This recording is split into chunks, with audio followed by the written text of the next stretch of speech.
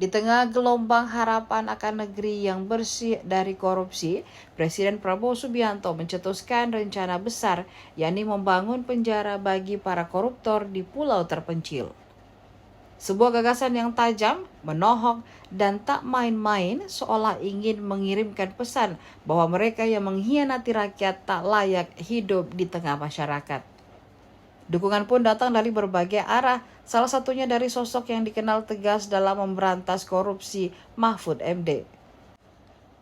Hal ini tak biasa terjadi. Selama ini Mahfud MD kerap mengkritik kebijakan orang 01 di Indonesia itu.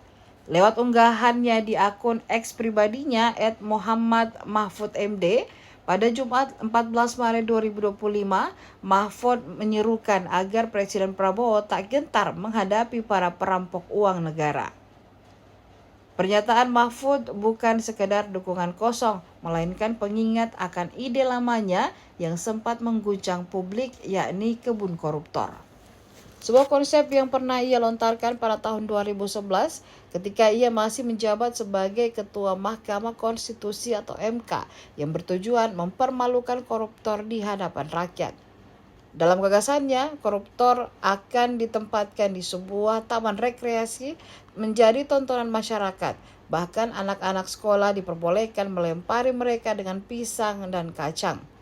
Ide yang terdengar gila itu namun sesungguhnya adalah cermin dari betapa besarnya amarah rakyat terhadap mereka yang menggerogoti uang negara tanpa rasa malu.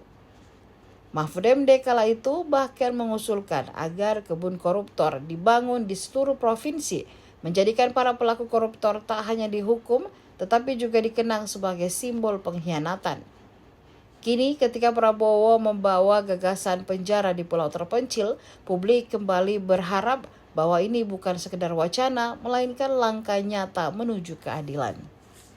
Download Tribun X sekarang, menghadirkan lokal menjadi Indonesia.